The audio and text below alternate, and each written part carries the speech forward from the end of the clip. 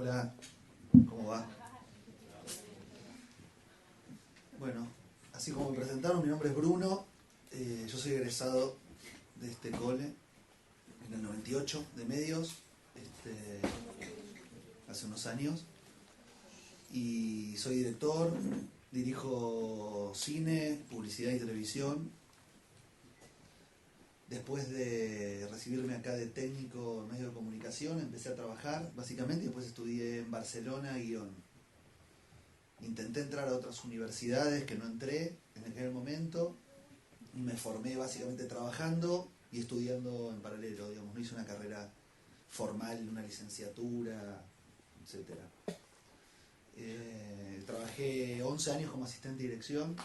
Si alguien me quiere preguntar algo mientras vamos hablando, bienvenido sea. ¿Saben lo que es un asistente de dirección? Trabajé como asistente de dirección 11 años, siempre freelance, digamos, trabajando en diferentes proyectos, en diferentes productoras, en publicidad, en cine también mucho.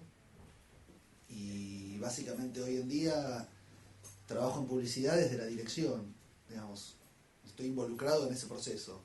A mí me gusta contar historias y dirigir, dedico mi vida a eso. Bueno, a mis hijas ahora también, pero básicamente me llevo un guión, trabajo para productoras y filmo. Por suerte lo puedo hacer y ese es el lugar que ocupo en la cadena de un comercial, que es muy grande y arranca, como ustedes ya sabrán, me imagino, con una necesidad de un cliente y una propuesta y hay una agencia y hay un proceso larguísimo de todo eso. Lo toco de oído, lo conozco, pero no es mi métier. Cuando alguien decide contratarme a mí es porque vio mi reel, en esta instancia mi reel. ¿Saben lo que es un reel? Sí. Un reel sería mis trabajos. Un director tiene un demo, un reel es... Una productora también puede tener un reel o... Una carpeta de trabajo. Exacto, un portfolio, digamos. Un currículum vitae. Sí, audiovisual. Entonces, como director, digamos, la garantía que puedo dar es lo que, lamentablemente, es lo que hiciste. En algún momento no tenía nada. Y después, si quieren, hablamos sobre eso. Bueno, ahí me presenté. Bueno, mi recorrido fue un poquito más indirecto para llegar a los medios. Yo también soy egresado de este colegio, egresé en el año 96, pero soy perito mercantil. La verdad es que cuando tuve que elegir a los 15 años no sabía muy bien qué quería. Cuando salí del colegio estudié ciencia política y periodismo. Ahí ya me empecé a encaminar un poco más hacia lo que es la comunicación y los medios y la publicidad. Y después tuve diferentes experiencias en prácticamente todos los medios porque hice un poco de radio, trabajé un año en televisión, en una productora, 4 Cabezas, no sé más, ¿no? 4 Cabezas, más o menos. Sí, está Endesa, ¿no? Sí, la compraron. Bueno, una productora, tuve como asistente de producción en un programa que se llamó... Algo habrán hecho, no sé si lo ubican. Bueno, estuve ahí como asistente de producción un año. Y después hice una revista que se llama What, que sigue existiendo, es una revista de distribución gratuita que se reparte en en universidades privadas. Ahí desarrollé lo que sería el contenido de la revista y después, mes a mes, junto a un amigo y compañero, pensábamos las notas, las producíamos, las desarrollábamos, las editábamos. O sea, nos ocupábamos de todo el contenido de la revista. Eso lo hice durante 5 años, hasta que decidí cambiar, me di cuenta que no estaba bien ahí, no era lo que quería seguir haciendo, y me metí en lo que es comunicación, como una agencia de comunicación, en un sentido un poco más amplio. Al principio la empresa estaba un poco más enfocada en lo que es prensa, y después fui virando hacia lo que es internet, desarrollo de páginas web e e-commerce. Ahora hace 5 años que me dedico a eso, al desarrollo de plataformas e-commerce, sobre todo, páginas web, y desarrollo también campañas digitales de marketing, o sea, lo que es publicidad y posicionamiento en internet, algo que creo que para ustedes no es tan nuevo, pero para mundo un poco más adulto, empresarial, todavía no todos están tan metidos y conocen tanto de qué se trata eso. Como que todavía estamos ahí en la lucha de dar a conocer un poco y de acostumbrar a los clientes y de que conozcan de qué se trata todo esto, que es nuevo en ese sentido y que además todos los días es como que va cambiando bastante, es algo súper dinámico. Así que bueno, eso es un poco el recorrido que hice hasta llegar a hoy. Bueno, de hecho, yo recuerdo, tengo la imagen, mi primer Hotmail, creo que me lo abrí en el 98 y era un amigo, un compañero, tenía computador, tenía conexión, no, 97 habrá sido. Y después en el proceso de trabajo, como empezó, bueno, empezaron a aparecer comerciales para internet, que esto es lo que decía Leandro, que para ustedes es absolutamente nuevo. Hoy en día los comerciales son para web, y hay comerciales que son solo para web, que a veces también lo que te permite es tener otra duración, las pautas, o sea, una cosa es pautar en aire y poner 30 segundos en aire, que es muy caro, o 15 o lo que fuese, y en internet de repente tenés tiempos como más laxos, y en ese sentido, nada, es una nueva plataforma que hoy en día es uno, ¿no? Había quedado antes con, que dije, cuando arranqué, digamos, hablaba de lo del reel, hubo un momento donde lógicamente no tenía nada para mostrar, pero bueno, nada, haces un primer trabajo, también se da mucho, hablo todo desde director, digamos, ¿no? Desde una soy director y hablo como desde cómo arranqué a dirigir. Después, dentro de la publicidad tenés montones de roles y sectores, ¿no? El trabajo en agencia es absolutamente diferente. Yo lo que les traje, que quería hablarles un poquito, y ahora les quería mostrar material, que me parecía que es un material que quizás es más difícil tener acceso si no estás como dentro del circuito de trabajo, es un guión, digamos, que sería básicamente lo que me llega a mí, una vez que se decide, digamos, la agencia le piden a diferentes productoras, por ejemplo, hay un proyecto para filmar para Quilmes. La agencia le pide a diferentes productoras una cotización. Cada productora tiene diferentes directores. Le pide una cotización con determinado director.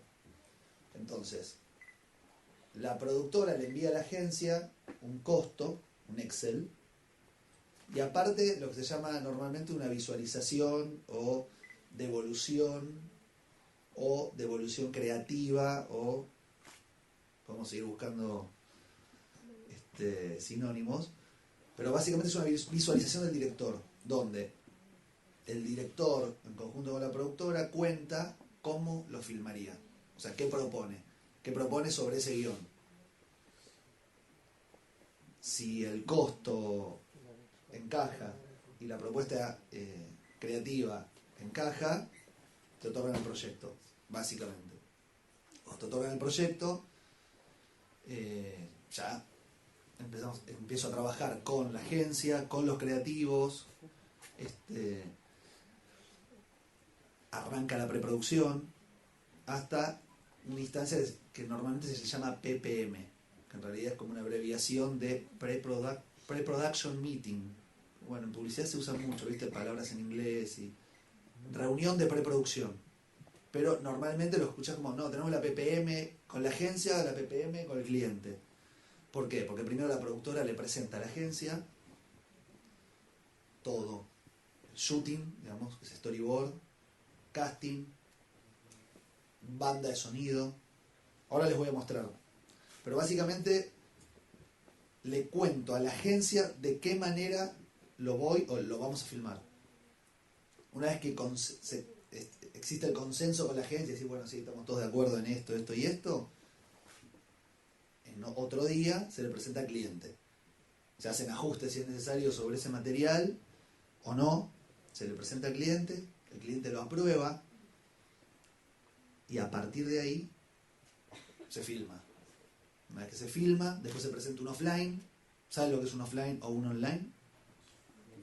Se presenta un offline, ¿qué es? O sea, una vez que se filma, el material de cámara viene crudo. Cuando digo crudo, digo en términos de luz, digamos, no tiene retoque de color, Se hace un primer corte. Un primer corte es un offline, donde no está hecho el tratamiento de color, no está hecha la mezcla de sonido y una cantidad de cosas más que pueden llegar a tener que ver con gráfica, con sobreimpresiones, con un montón de cosas que están como muy rudimentarias, colocadas en la pieza.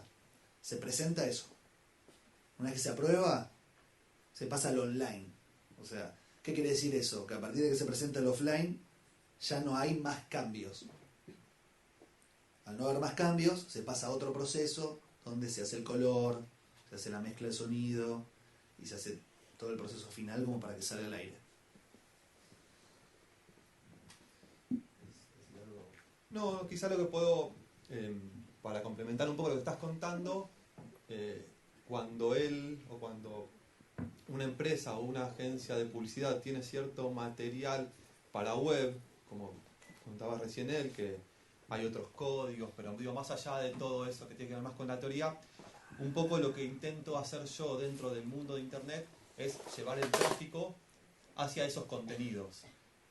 La posibilidad que nos da Internet, que a diferencia de lo que era la publicidad tradicional, lo que es la publicidad tradicional, quizá tiene que ver con la barrera o el paso anterior a todo lo que está contando él, y es cómo llegar al público que consume, al público target, al público objetivo de ese producto.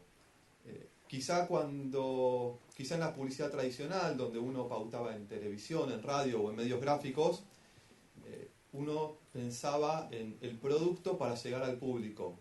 Pero así todo es súper amplio el público. Uno no puede segmentar tan a fondo o tan detalladamente como permite hoy Internet. Por ejemplo, yo les contaba que hice una revista para estudiantes universitarios. Entonces, bueno, ¿qué hacíamos desde la parte comercial de la revista? Vayamos a buscar a las marcas que quieren llegar a los estudiantes universitarios. Entonces decíamos, bueno, Ford, por ejemplo. Bueno, pero Ford, vayamos a Ford, pero porque tiene el Ford Ka y no porque tiene el Ford Focus, por ejemplo, que quizás es para otro target. O vayamos a una marca mucho más adolescente, por ejemplo, una marca de ropa, o un negocio de ropa, Cristóbal Colón. Obviamente va a un público mucho más cercano a lo que puede ser un lector de una universidad privada que la revista Viva, donde el target es totalmente diferente. Eso es un poco cómo se pensaba desde la planificación de la publicidad, o cómo se piensa, porque sigue existiendo y no deja de ser muy fuerte, lo que es la publicidad tradicional. Con Internet, sobre todo con Google, lo que surgió fue el tema de la famosa palabra clave. No sé si escucharon hablar de palabra clave o keyword, donde hoy hay cierta interacción a través de Internet, donde estamos usando una computadora y realmente queda todo bastante registrado y los comportamientos, saben, esas empresas tienen datos como para deducir o definir qué tipo de consumidor es cada uno, y entonces la publicidad es como que va dirigida de manera mucho más exacta hacia el consumidor. Eso en cuanto a los hábitos, pero ni hablar que los buscadores segmentan por palabras claves. Un ejemplo cualquiera, no sé, alguien quiere empezar a hacer natación, entonces pone en Google escuela de natación, y bueno, ahí tienen que aparecer los avisos escuela de natación. Entonces mi trabajo se trata de encontrar al target y generar el tráfico para después, cuando uno llega hacia la plataforma, ahí sí va a entrar en juego un poco todo lo que desarrolla la publicidad tradicional, que tiene que ver más con el posicionamiento de marca, una imagen de marca, contar un poco de qué se trata el producto. Pero digamos que la instancia previa sería llevar el tráfico hacia todo ese trabajo. Eso es un poco lo que... Sí.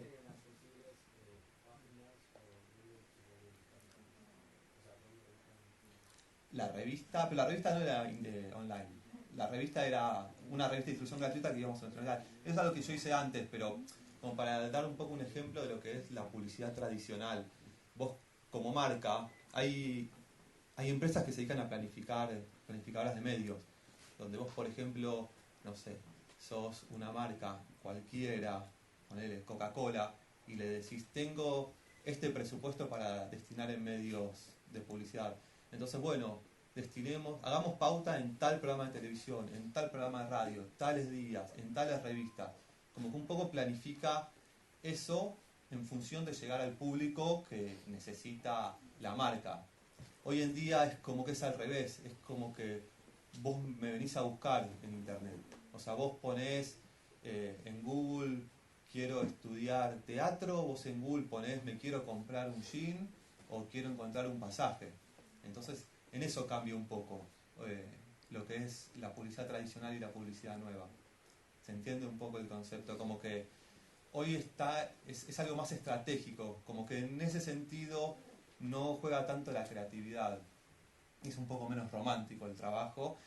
Y también dejamos un poco de lado nosotros lo que hacemos, el tema de lo que contaba antes, de una imagen de marca, un posicionamiento de marca, que quizá alguien que está más en publicidad lo puede explicar mejor que yo. Lo que sí hacemos nosotros y tenemos la posibilidad de hacer, y lo exigen nuestros clientes, es medir realmente el impacto de la publicidad. Porque vos antes decías, bueno, yo con la publicidad quiero transmitir esto, quiero quedar como que soy canchero, como que soy serio, como lo que fuera. Hoy nosotros, los clientes, nos dicen, bueno, invierto 3.000 pesos en Google, por ejemplo. Bueno, con esos 3.000 pesos, ¿cuántos clics generé? O sea, ¿cuántas personas llegaron a mi página? De esas 200 personas que llegaron a mi página, ¿cuántas se quedaron en mi página y no llegaron a mi página y se fueron a los 20 segundos? Y de esas 50 personas que se quedaron en mi página, ¿cuántas personas o compraron un producto, o mandaron una consulta, o miraron el tráiler que se hizo? Entonces, hoy es todo muy medible en lo que es la publicidad online. Antes quizá uno se guiaba por la tirada de una revista, en lo que es vía pública se puede más o menos cuantificar cuánta gente pasa por ahí caminando, cuántos autos pasan por Lugones, cuántos oyentes tiene un programa de radio. El rating en la tele también. El rating en la tele. Hoy con internet es todo muy exacto, es como que pasamos de la era más creativa a la era más racional. Por lo menos en esta instancia, como decía antes, una vez que nosotros le generamos el tráfico calificado a la marca o a la empresa, bueno, ahí sí quizá entra más el juego creativo o alguna pieza o publicidad que pueda desarrollar un publicista.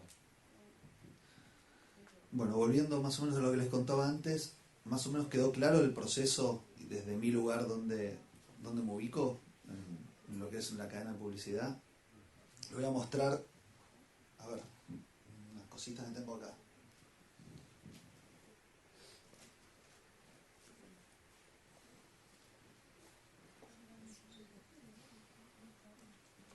¿Se ve? Sí.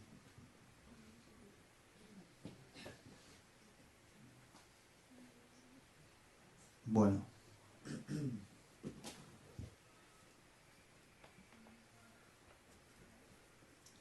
Bien.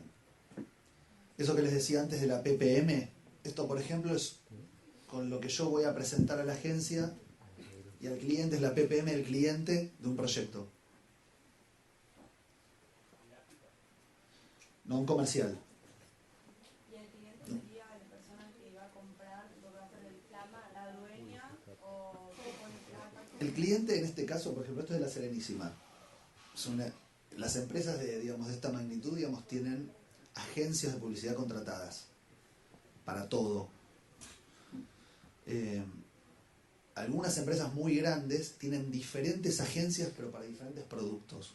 En este caso, la agencia de este cliente es Cravero, que es una agencia grande. En esta instancia el cliente ya compró ese guión. Cuando digo compró es ya lo eligió. Ya lo eligió, ¿sí? Ya está de acuerdo, ya pasó por la instancia de decir, esta es la idea, esto es lo que quiero comunicar en este momento, este es el producto, todo eso ya se debate, ya hubo debate de eso, ya está. Ya hay un guión y hay que producirlo. Y en esa instancia entro yo con la productora, como director. A mí me llega un guión. Digamos, después de todo el proceso creativo, vos agarrás... Claro, todo el proceso de creatividad ya se hizo, la agencia ya le presentó 10 ideas al cliente, hace meses que están trabajando en eso. Pum, se definió en esta. Y ahí es donde entro yo, digamos. Entonces a mí me llega este guión. Lo leo rápidamente. Escuchamos el relato de un locutor muy cálido, al estilo de Carlos Santamaría, que es un actor. El locutor, bueno, bien. Entonces vemos en el inicio vemos imágenes históricas sobre recreación de época de la producción de leche en botella de vidrio. Bueno, entonces eso ya me lleva a que hay un archivo, ¿no? La locución en off sobre esas imágenes son: en septiembre de 1961 la Serenísima comienza a vender por primera vez en el país leche pasteurizada en botella de vidrio. Esto es algo que para el cliente era muy importante contar. O sea, que en el 61, o sea, ellos levantan bandera de eso porque la verdad que nadie más lo había hecho, lanzaron una botella de vidrio. Entonces, bueno, esto había que contarlo. Como que es una parte de Es su un hito. diferencial. Y eso es parte de su diferencial también. Exactamente. Y digamos, básicamente la idea de esta campaña era que la marca cumple 85 años. ¿Sí?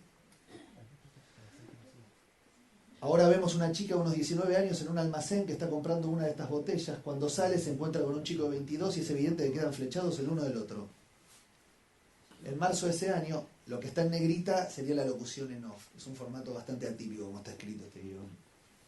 Generalmente puede estar dos columnas, no izquierda y derecha. Dice: en marzo de ese año Fernando conoce a Mariela, se casan y van de luna de miel a Mar del Plata, tienen a Marta y a Fernandito, se mudan una sola vez en la vida.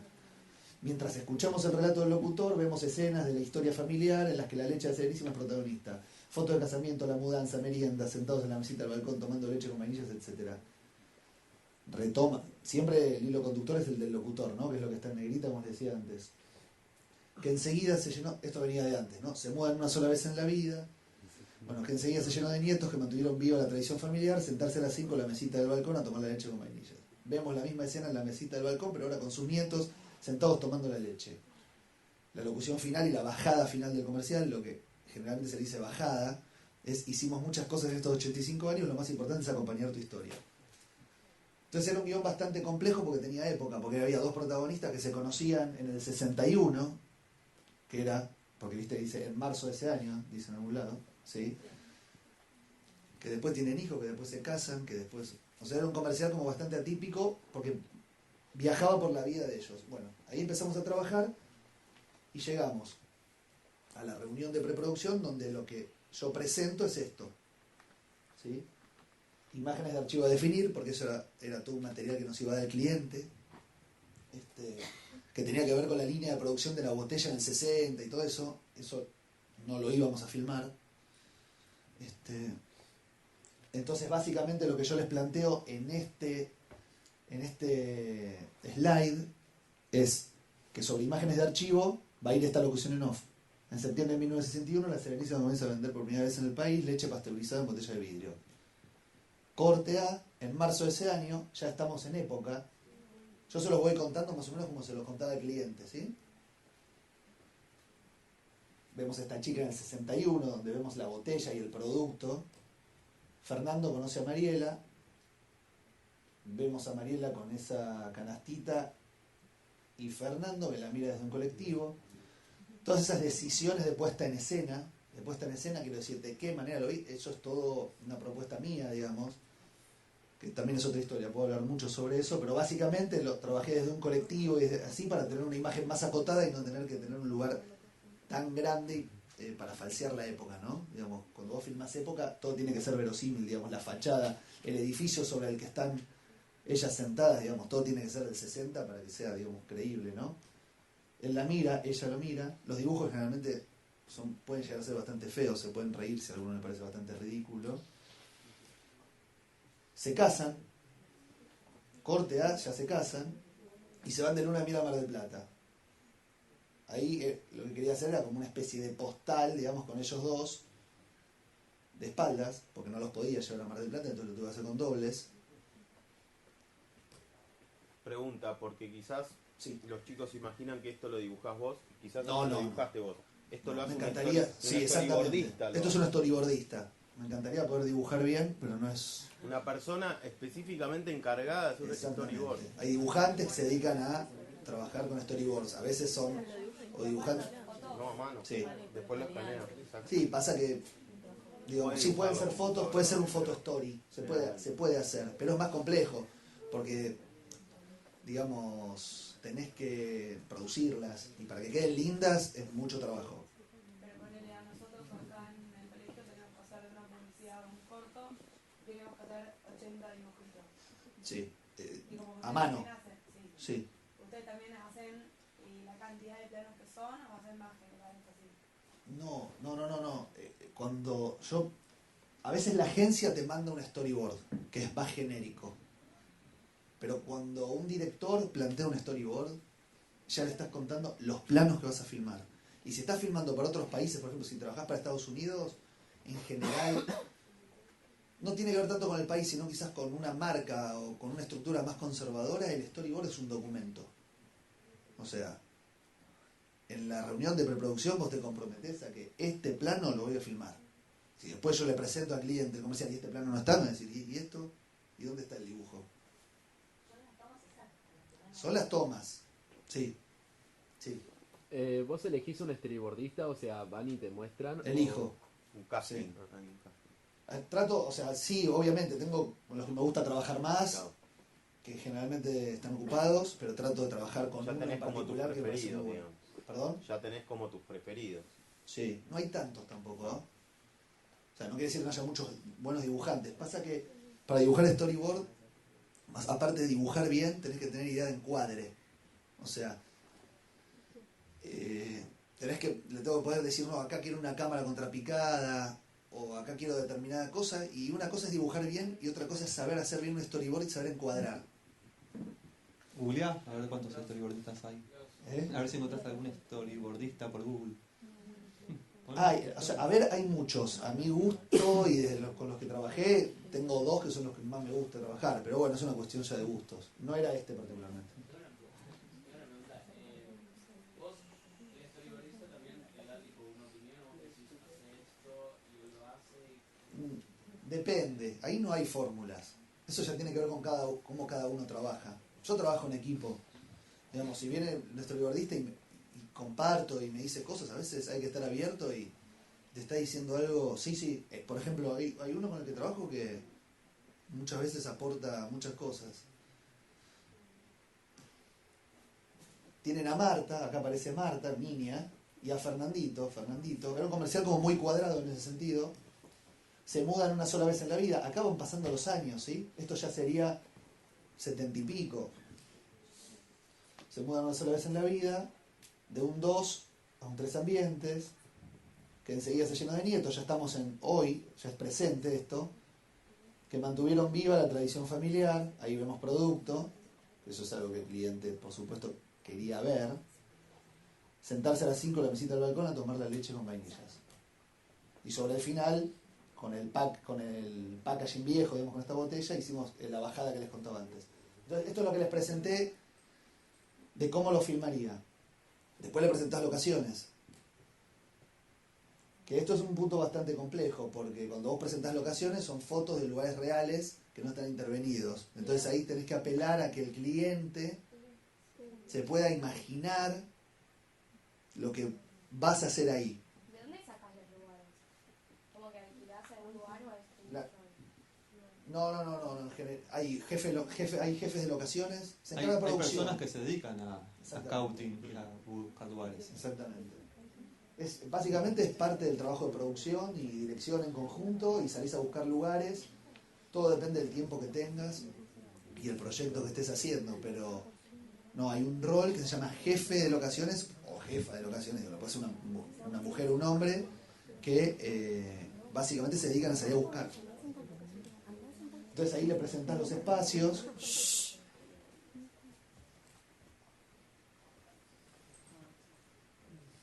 Esto era básicamente para el lugar donde se conocen. Hay que ponerle mucha onda en el momento donde ves una foto, porque la verdad que generalmente son feas.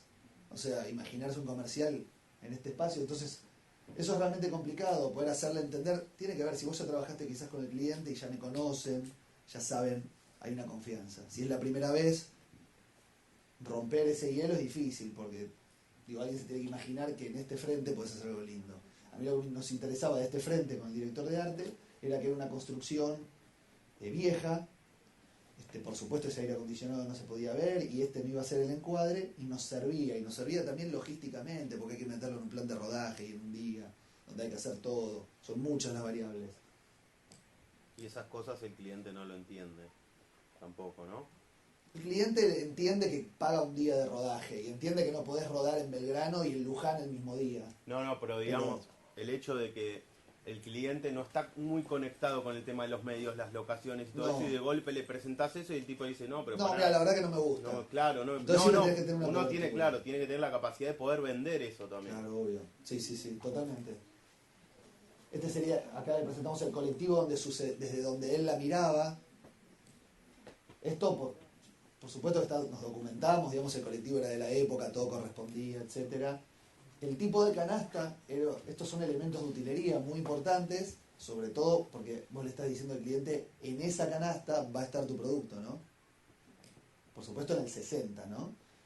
Después el tipo de imagen que se buscaba para lo de la nena, después van a ver el comercial que al final no se filmó en una calecita, pero para el niño, el tipo de bicicleta de época, no sé si ustedes han llegado a ver este tipo de bicicleta, pero eran un clásico. Después había una idea de mostrar con fotos, acá yo les presenté en ese momento, de mostrar con fotos parte del progreso de la vida de los personajes y eso después no me convenció y no quedó.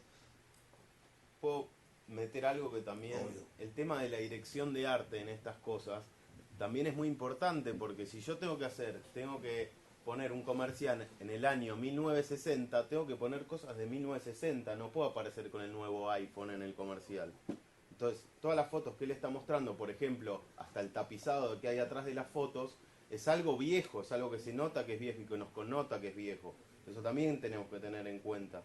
Sí, eso es fundamental, digamos, por Ya eso que hay un hablamos- director de arte, una directora de Exactamente, arte. para y que se les trabaja quede bien en equipo. claro un poco qué es lo de ser director de arte en ese punto. Totalmente. Porque hay un director de arte en la productora y hay un director de arte en la agencia. Exacto. Exactamente. Todo lo que acá está presentado está contemplado que entra dentro de la verosimilitud de la época. Claro. Todo. Por supuesto después hay licencias, pero son licencias en tanto y en cuanto nadie las capte. Esto era la propuesta de ambientación para esa mesita donde están tomando. Ellos querían algo como muy de clase media, digamos, una cosa muy normal. No querían, viste, despegarse, una super casa, ni una cosa minimalista, nada. Querían algún balcón donde se genera empatía con la mayoría de los consumidores, ¿no? Este es el balcón. Acá le mostramos lo que es un restyling, ¿no? Este es el balcón. O sea, en el mismo balcón filmamos la época actual y la época anterior.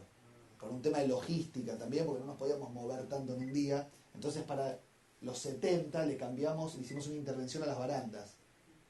¿Sí? Son detalles. Utilería, etcétera, no los quiero aburrir. Los platos. Casting, lo voy a pasar rápido por la privacidad de la gente nada más, pero básicamente ahí se le presenta. Tengo estos personajes, le presento 3 personas para este rol y ahí va un video. ¿Sí? Todo eso yo ya lo preseleccioné. Llegaron 80 personas de casting, definimos 10, con la agencia quedaron 3, con el cliente trabajamos con una castinera. La idea siempre es las opciones que le llevo al cliente como director, sería que cualquiera que me elijan funcione. A veces es difícil. ¿Se entiende? O sea, si yo 3 opciones para un personaje y se las abro al cliente, me deberían convenir cualquiera de los 3. A veces no sucede y tratás de llevarlos y le das tu opinión, digamos, depende de lo que se necesite. El diseño de vestuario para cada situación, de peinado, de maquillaje. No me detengo mucho. Lo actual para los niños, etcétera. Bien. Eran 2 comerciales, pero bueno, acá arrancaba otro, porque eran 2 comerciales. Y ahora les voy a mostrar lo que quedó. ¿Salió al aire? Sí. Ya salió al aire.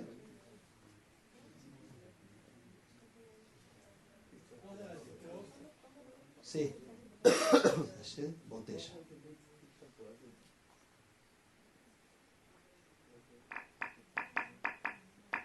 Y este es el comercial. En 1961, La Serenísima comienza a vender por primera vez en el país leche pasteurizada en botella de vidrio. En marzo de ese año, Fernando conoce a Mariela. Se casan y van de luna de miel a Mar del Plata. Tienen a Marta y a Fernandito. Se mudan una sola vez en la vida, de un 2 a un 3 ambientes, que enseguida se llenó de nietos, que mantuvieron viva la tradición familiar. Sentarse a las 5 a tomar la leche con vainillas. Hicimos muchas cosas en estos 85 años. La más importante es compartir tu historia. Va de nuevo que Sí, comienza dale, solo. dale, sí. En 1961, La Serenísima comienza a vender por primera vez en el país leche pasteurizada en botella de vidrio. En marzo de ese año, Fernando conoce a Mariela. Se casan y van de luna de miel a Mar del Plata. Tienen a Marta y a Fernandito. Se mudan una sola vez en la vida, de un 2 a un 3 ambientes, que enseguida se llenó de nietos, que mantuvieron viva la tradición familiar. Sentarse a las 5 a tomar la leche con vainillas. Hicimos muchas cosas en estos 85 años. La más importante es compartir tu historia. Bueno, eso fue más o menos el proceso de este comercial. Hay cosas que están filmadas en Super 8. No sé si saben lo que es el Super 8. Básicamente es celuloide. ¿Saben lo que es celuloide? Sí.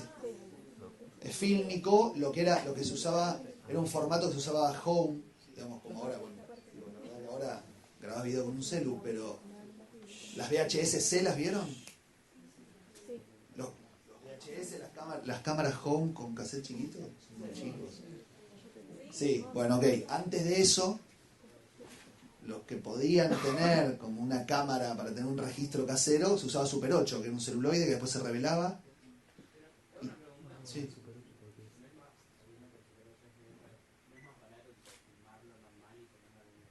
Sí, es más barato, pero me compré una cámara hace unos años y tenía muchas ganas de usarla. Y no es lo mismo.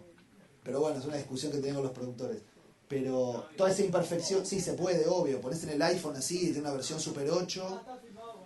Está filmado real con la Super 8 porque tiene como una imperfección y una textura que estaba buena. Sí. ¿En qué momento haces un guión técnico? Si es que haces un guión técnico, porque después, tipo, nosotros trabajamos en equipo y después del guión técnico vienen que hacer las plantas. Y Sí. no sé si alguien que hace plantas, si vos te juntás y le explicas, bueno, quiero esto, tomarlo desde acá, esto, tomarlo desde acá. El guión técnico lo hago. Después del online, cuando ya. No. El guión técnico lo hago antes de dibujar. Te quiero decir, hacer un guión técnico, más allá de hacer un guión técnico, con lo que implica de poner en papel y las descripciones y todo, tiene que ver con haber decidido cómo lo vas a filmar. Esa decisión la tengo que tomar antes de dibujar. O mientras estoy dibujando con el storyboardista, en un comercial, ¿no? Una película o ficción es diferente. Por eso, entonces primero pensás todo, después lo vas plasmando en el orden que querés que aparezcan las cosas. Claro, primero pensás cómo lo vas a filmar, en orden de montaje, pero esta es la manera en que yo lo hago, no quiere decir que sea la única. Pienso cómo lo voy a filmar, pienso, yo voy a trabajar con un primer plano, después con un plano abierto, qué movimiento de cámara voy a usar, qué van a decir en cada plano, etcétera.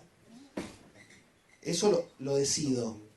¿Cuánto te van a durar los planos y eso también? Sí, igualmente después vas aprendiendo con el tiempo que vos te conviene filmar las cosas cubriéndote y cubriendo muchas cosas desde diferentes ángulos para que vos después puedas tener opciones de montaje.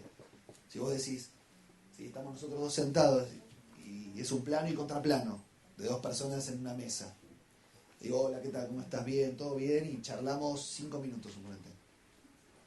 Una escena de 5 minutos. Cuando lo estás filmando no es que decís, a ver si, hola, ¿qué tal? ¿Cómo estás? Corte. ¿Me entendés? La filmás. Y el contraplano lo filmás. Y después decidís el montaje. Te doy un ejemplo con una cosa muy básica de estructura. Pero después con las situaciones también, por ejemplo, yo en este caso había pensado en abrir la situación con este plano. Y sin embargo no me funcionó. ¿Entendés? ¿Te acordás que en el dibujo estaba al comienzo? Sin embargo no me funcionó, funciona ahí. ¿Por qué funciona ahí? Porque ella lo mira y le pasa algo cuando lo mira. Y esa mano cuenta. Eso no lo había pensado. Pero yo filmé toda la secuencia, o sea, le puse el plano de la canasta y le dije así toda la acción. Y bueno, claro. Y tenés alguien que hace plantas. Las plantas generalmente tienen que ver con un trabajo que o lo hace el director o lo hace el director de fotografía.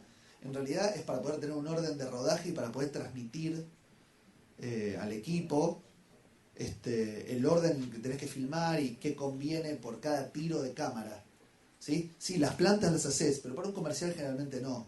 Porque generalmente tenés un plano acá, otro acá, y no hace falta hacer una planta, el decorado y plantarlo, etcétera. ¿Cuánto te dura, o cuánto tiempo te lleva desde que te dan la idea hasta que vos tenés el comercial? Después de producción y editado. Eso depende del proyecto, pero para que te des una idea, más o menos de preproducción puedes tener 8 días, 9 días, 10, suponete. Para darte un ejemplo de este comercial. Este comercial fue un poquito más, suponete 2 semanas de preproducción. Esto lo filmé en un día, excepto lo de Mar del Plata, ¿no? Eso fue para hacer esa toma. Eso se filmó en un día y después 2-3 días de edición. Pero Y carga horaria completa, tipo de la mañana hasta la noche. el día de rodaje, sí. Todo. O sea, No, como director no, después tenés un equipo que sí que está trabajando 11 horas. O sea, vos en la preproducción son más reuniones, vas trabajando, pero sí es intenso. Es intenso. Y el rodaje también puede durar más de 11 horas. El rodaje puede durar más. Generalmente no está bueno. Yo cuando empecé a trabajar se filmaba mucho, se filmaban como 20 horas. Pero bueno, nada. Existen convenios de trabajo también que tienen que ver con la cantidad de horas que puedes trabajar y después son horas extras. Y la verdad que ahora se ajustó mucho eso y eso está bueno porque no está bueno filmar 25 horas. Porque llega un momento que estás cansado, es peligroso también. Depende de lo que estés haciendo, ¿no? Pero sí, he filmado 25 horas seguidas también, como asistente de dirección. Hoy en día ya tanto no lo ves eso. Se filman 12, 13, 14 horas muy intensas, con donde 1 hora parás a comer. Y bueno, igual si tenés niños, tampoco podés filmar tanto. Con los chicos podés filmar 6 horas. Bueno, pero pues ya tiene que ver con convenios de trabajo y cosas sindicales que existen y leyes. Bueno, yo para contar un poco o graficar un poco lo que más o menos intenté esbozar teóricamente antes sobre lo que hago, quería contarles o hablarles ahora, por ejemplo, tenemos un cliente que es una bodega de vinos. Tiene 4 cortes, es una bodega que viene vendiendo siempre hace varios años al mercado externo y ahora quiere empezar a vender acá. Entonces, digamos que tengo una marca de vinos que no es muy conocida. Aparte de una marca de vinos cuando hay miles de marcas de vinos. Creo que no hay un producto con tantas marcas como el vino en el mundo. Este vino tiene 4 cortes. Tiene Malbec, tiene Syrah, tiene Cabernet Sauvignon y tiene Petit Verdot. Entonces, acá el desafío está en, bueno, cómo distribuir el presupuesto en lo que sería Google, en la red de búsquedas de Google. Tenemos un presupuesto limitado, ¿no? Porque si viene el cliente y me dice tengo 200.000 pesos para invertir, obviamente eso no sería un problema, pero es muy raro que ese sea el caso. Entonces supongamos que tenemos 5.000 pesos para invertir. Y tengo, como les decía, 4 cortes. Vamos con el caso del Malbec, que es el vino más tradicional del país. Si uno pone en Google Malbec, después puede como ir desglosando esa palabra clave, lo que les decía antes de palabra clave, y dice, bueno, yo quiero aparecer cuando alguien pone vino Malbec, Malbec argentino, comprar Malbec online, los mejores Malbec argentinos, los mejores Malbec, qué comer con vino Malbec. Todas esas palabras que se van como desglosando, que van apareciendo a través de la palabra clave, que sería Malbec, son cientos de búsquedas que hay en Google y que Google también te las da. Uno, cuando antes les decía que uno puede medir todo, uno puede saber aproximadamente cuántas búsquedas hay con cada palabra o con cada frase en Google. Entonces de golpe tenemos que, o nos encontramos con que quizá con esas palabras claves que agrupadas en Malbec tenemos 100.000 búsquedas por mes. Bueno, es un montón tener 100.000 búsquedas por mes. Queremos aparecer cuando cada vez que alguien pone alguna de esas 100.000 búsquedas. Bueno, esto es algo imposible porque... Sí, dale. Sí. Obvio. Sí, ahora iba a llegar a eso. Claro, porque ya tenemos toda la cantidad de veces que alguien pone que abarcar todas las búsquedas es como medio imposible. Entonces, uno pone cierto presupuesto y va a aparecer en alguna de esas búsquedas. Además, como decías, está la competencia. Uno quiere aparecer en esa búsqueda, pero hay un montón más de marcas que quieren aparecer en esa búsqueda. Entonces, bueno, ¿cómo maneja eso Google? Eso lo maneja a través del presupuesto y también eso impacta en el valor del clic. Una palabra que tiene mucha competencia y que tiene mucha oferta y tiene mucha demanda, el clic es más caro que una palabra que no tiene competencia.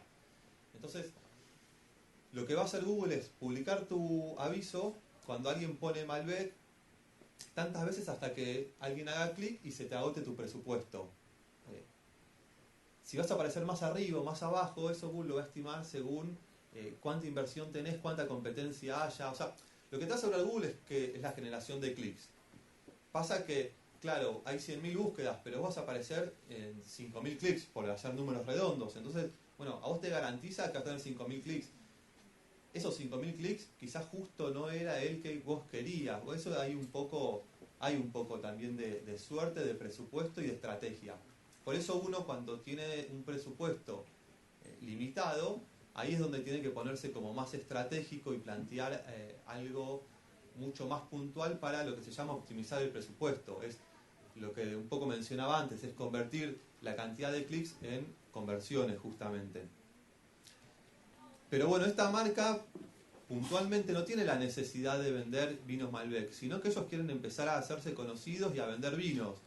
Entonces, tenemos ese ejemplo de Malbec, pero así, charlando con el cliente de una reunión a otra reunión, me entero que de golpe hay 25 marcas de Petit Verdot. Como que es un corte que es bastante chico en Argentina, que hay muy pocas marcas.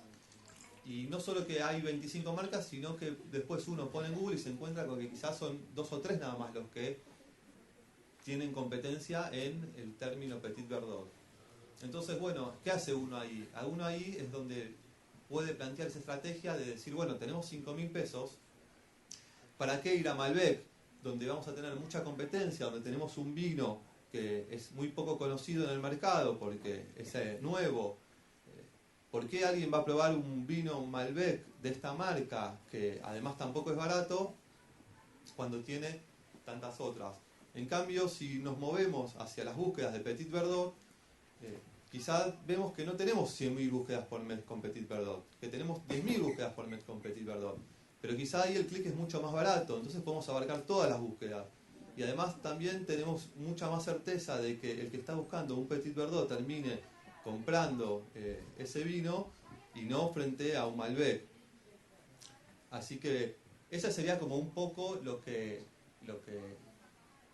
plantea el desafío de pensar una estrategia en cuanto a lo que es la publicidad online. Igual también quería aclarar que yo estoy abarcando una parte que creo que es la más grande, la más importante y la primera, publicidad online, que tiene que ver con la red de búsqueda, pero no es la única.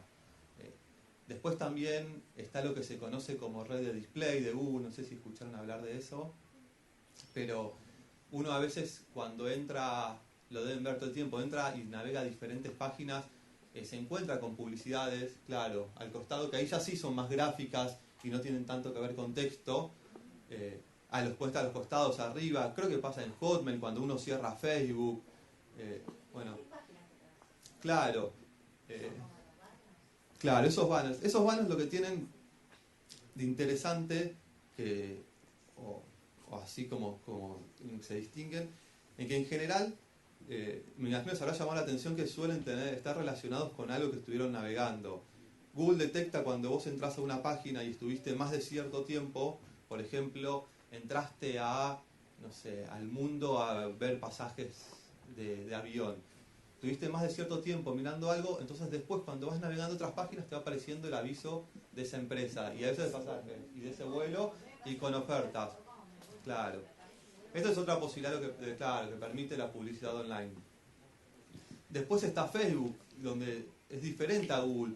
Facebook segmenta, volviendo un poco al tema de la segmentación, Facebook sí segmenta por intereses y no por palabras claves.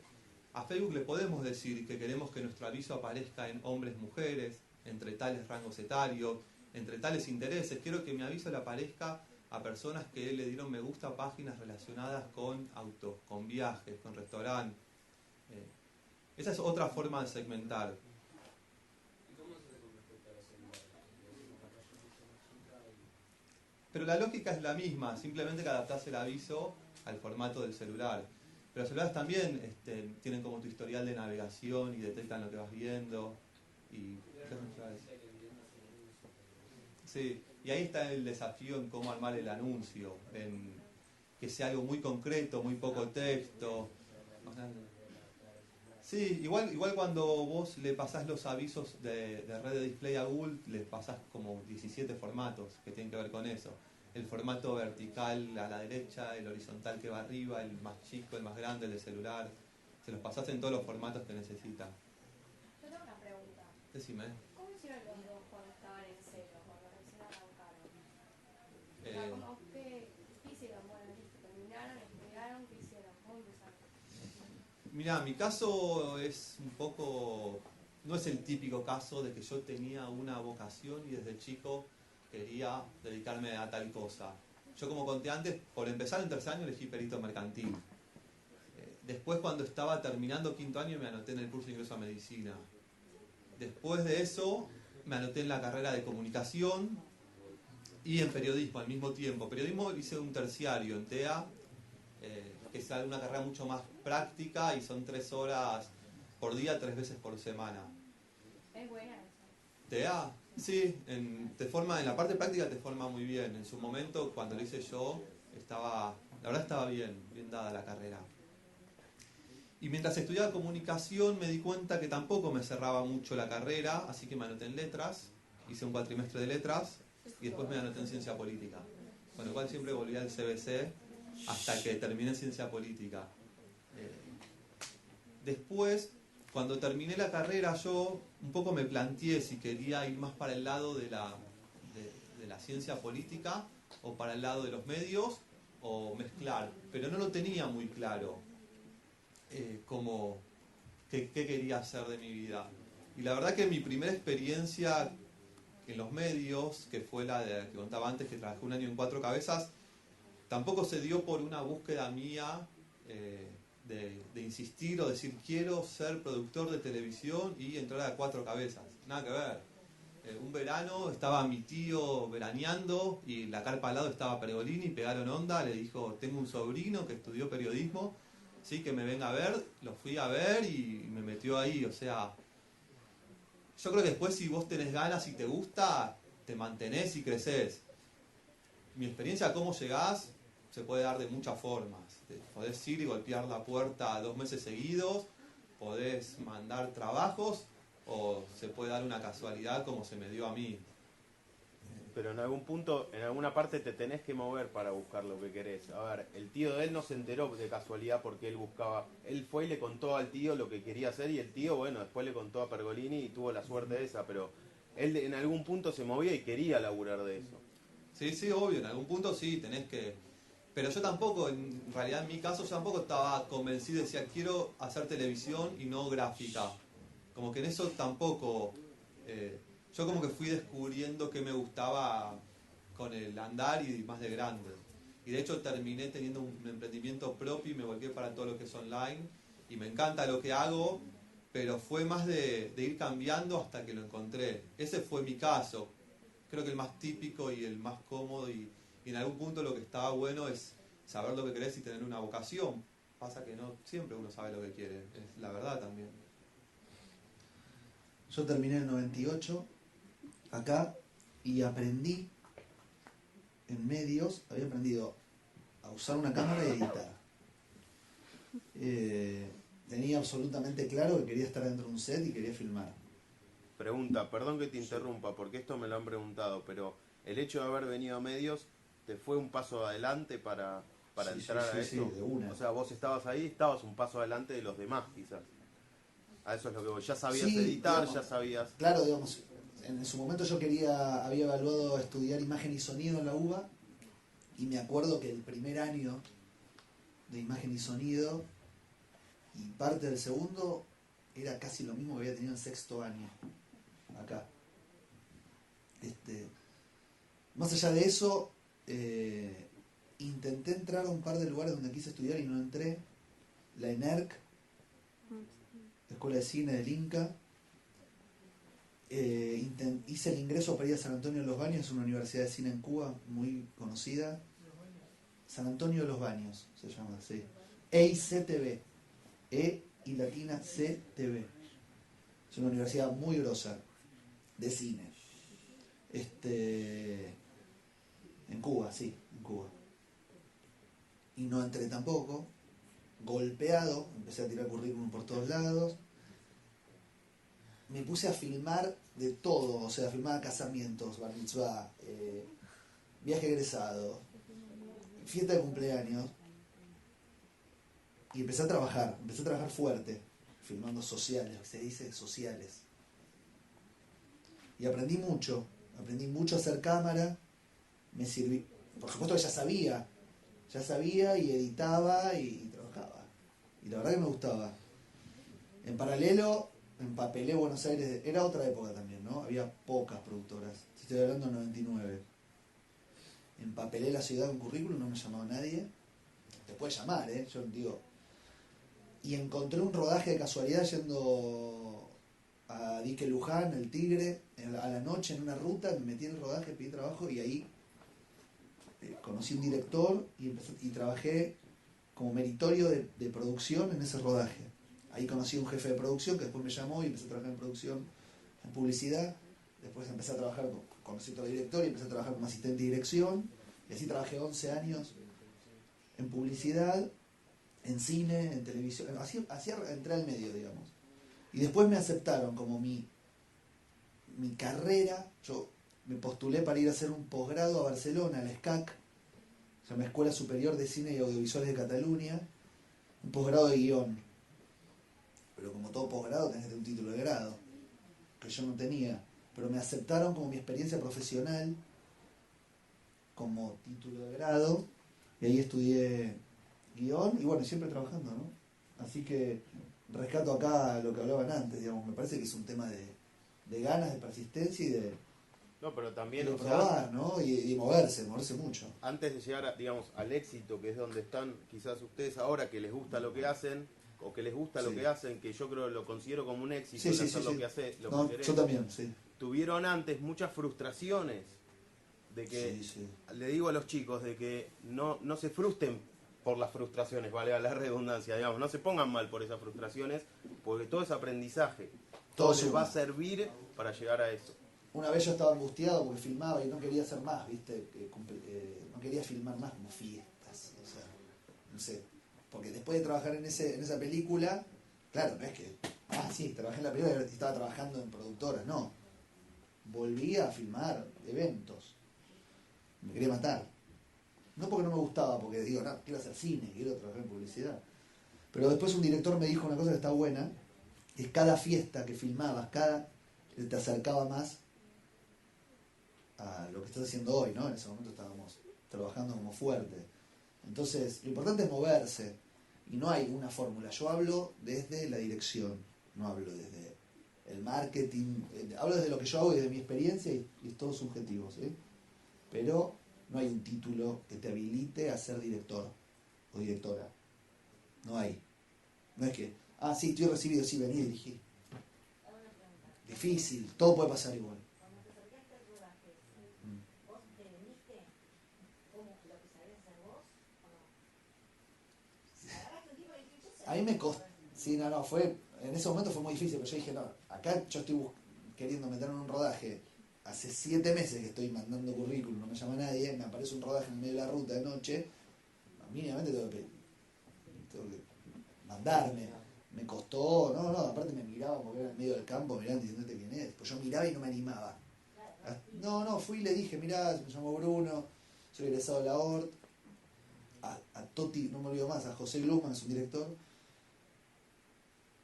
Pude identificar quién era el director porque conocía algo de rodaje también había aprendido, o sea, conocía más básicamente un set, entendía qué hacía cada uno. Y le dije, mira, quiero trabajar a Donoren, como sea, ¿necesitan a alguien? Y se sorprendió y llamó a una persona de producción y ahí me empecé a trabajar con él. Y después, hace un año, con mi película, digamos, filmé mi ópera prima que se estrena este año, que se llama 8 tiros, vayan a verla. Sí, no, vamos a ver si es apta. Me lo encontré a este director que me había encontrado en ese lugar, en el micro yendo a Pantalla Pinamar a La Vida. Estuvo bueno. Me puse romántico. No sé si alguien quiere preguntar algo. ¿Preguntas? Santi, vos no me querías preguntar algo. Lo que ¿No lo quiera. querés preguntar más? ¿Nada más? Una pregunta, dale. ¿Cómo se llama el trabajo? No sé, que vos haces. Marketing digital es lo que hago yo. Sí, internet marketing. Es que Sí. también en algún punto lo que dijo Leandro de los clics y todo eso, en algún punto es como un análisis de mercado virtual lo que Sí. hace. No, es 100% marketing y análisis de mercado y números, tiene mucho de números, como decía antes, podés medir todo, cuántas búsquedas hay, cuántos clics generaste, cuántas conversiones lograste, todo podés medir. Yo cuando, más o menos en el 2004, creo que el e-marketing, corregime, vos sabés de esto, estaba como arrancando, al menos acá, 2005, y me propusieron hacer un comercial viral. Lo que le dicen un comercial viral, que es como algo que tenga un gancho, habrán visto muchos, para la web, algo que tenga un gancho y después se viralice. Y estuvo bueno porque la idea era por una marca de anteojos, de gafas, de Brasil. El concepto era música con gafas. Gente que hace música con anteojos. Y que eso, no sé, que pase algo entre un grupo de tipos y chicas que están ahí y empiecen a hacer música con anteojos y que de alguna manera tenga un gancho, que lo veas en la web y lo pases, o pases el link, etcétera. ¿Qué fue esto? Se los muestro y cortamos. Gregorio, ¿vos querías preguntar algo? Podés preguntarlo si querés. Sí, sí.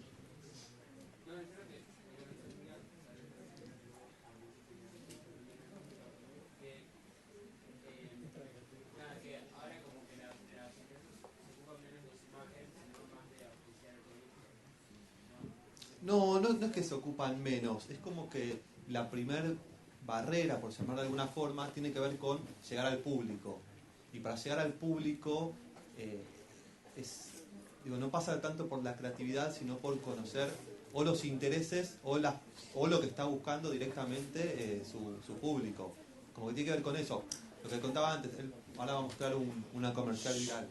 Para dar a conocer ese comercial viral, las primeras 1000 personas que llegaron tenían que ser personas que les gustaba o que les iba a gustar ese comercial.